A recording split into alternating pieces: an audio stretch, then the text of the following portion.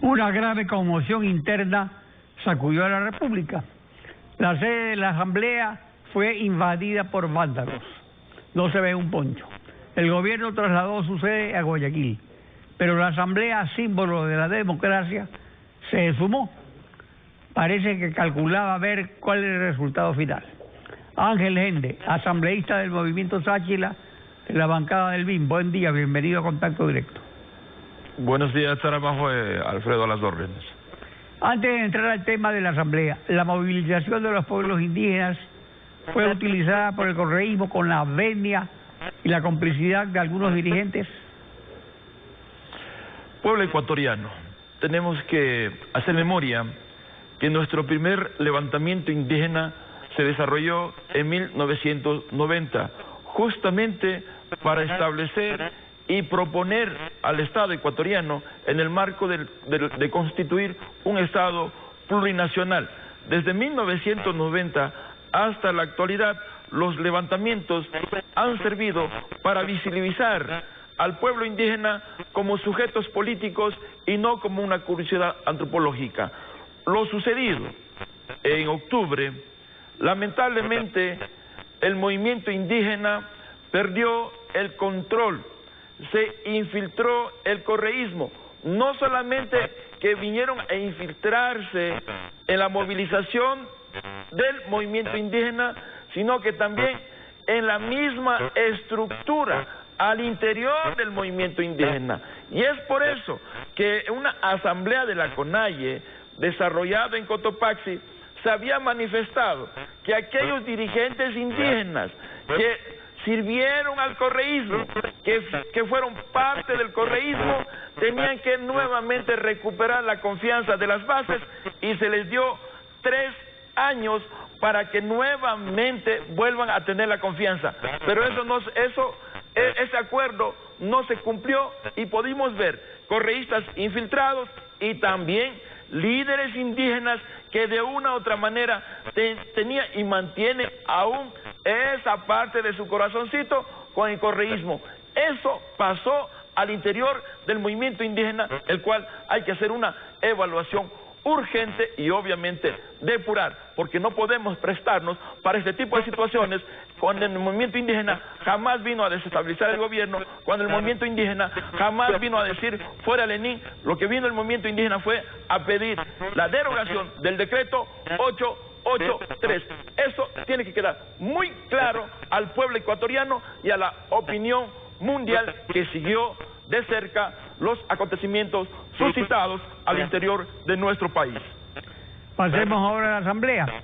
Su desaparición durante la grave conmoción interna se quiere justificar en el planteamiento de muerte cruzada hecho por Rafael Correa en las redes sociales, pero esta es una competencia exclusiva del presidente de la República, según el artículo 148 de la Constitución, que dispone: el presidente de la República podrá disolver la Asamblea Nacional. Esta facultad podrá ser ejercida por una sola vez en los 3 primeros años de su mandato, en un plazo máximo de 7 días después de la publicación del decreto de disolución.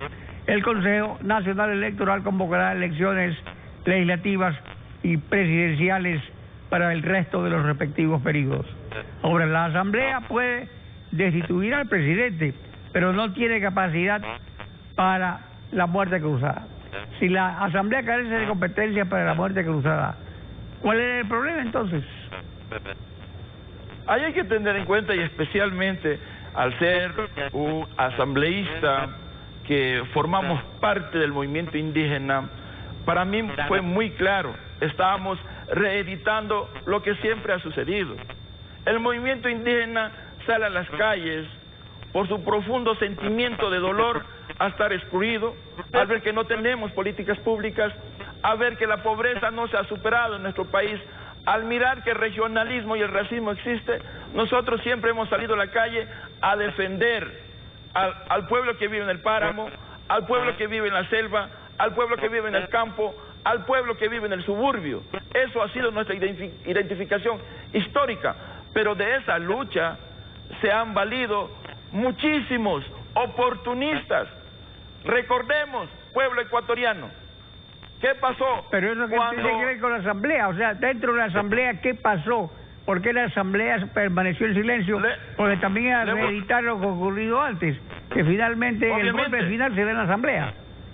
Obviamente tenemos historia, y ahí nos han utilizado al movimiento indígena, porque el movimiento indígena hemos salido nosotros con fervor cívico, con compromiso. Pero ¿qué es lo que ha hecho la clase política tradicional? Recordemos, en la época de Bucarán, nosotros salimos a las calles a decir que ahí subieron el gas, subieron el precio del gas. Nosotros salimos a la calle a protestar por eso, por esas medidas económicas. ¿Pero qué hicieron?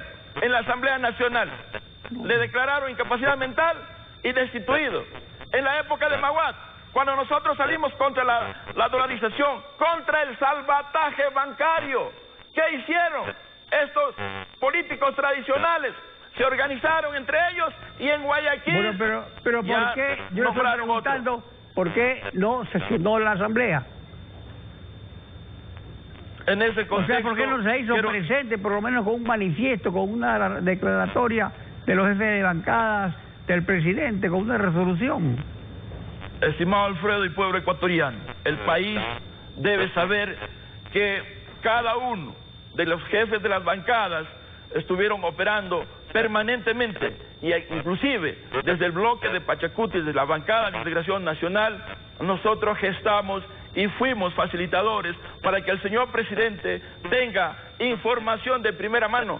Y obviamente, al no haber las garantías necesarias, porque de verdad que el país fue sitiado por una guerrilla urbana, en donde dieron seguimiento no solamente al asambleísta Ángel Gende, sino a otros dirigentes indígenas. Entonces, por lo tanto, no había las garantías necesarias, y por eso guardamos nosotros, en primer lugar, nuestra convicción de respetar el orden constituido, que es la democracia, y por hoy hemos garantizado esa democracia, y obviamente nosotros estamos firmes en lo que hemos hecho, firme para defender la democracia, lado, y que obviamente los oportunistas no le vamos a dar espacio. Puede apreciarse que el principio de la independencia de las funciones del Estado ha devenido en un lavamanos. Por ejemplo, en el caso Gavila, la Asamblea tomó una decisión y no se cumple. Igual en la composición de una Comisión Internacional Anti-Impunidad. ¿Por qué no hay seguimiento? No es un lavamanos, como decir yo hago esto para cumplir mi misión, y lo demás, que salga como salga.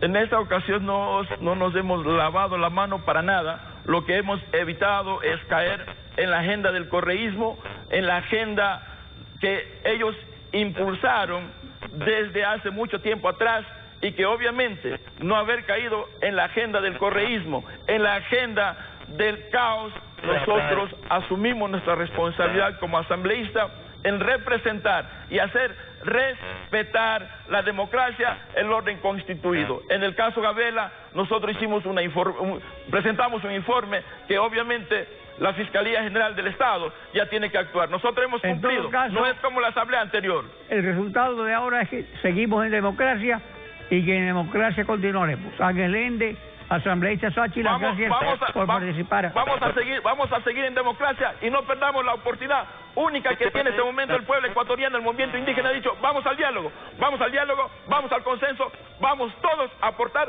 el desarrollo del país. No permitamos que otros nos lleven al modelo de Venezuela. Muchas gracias, pueblo ecuatoriano. Muchas gracias, Alfredo.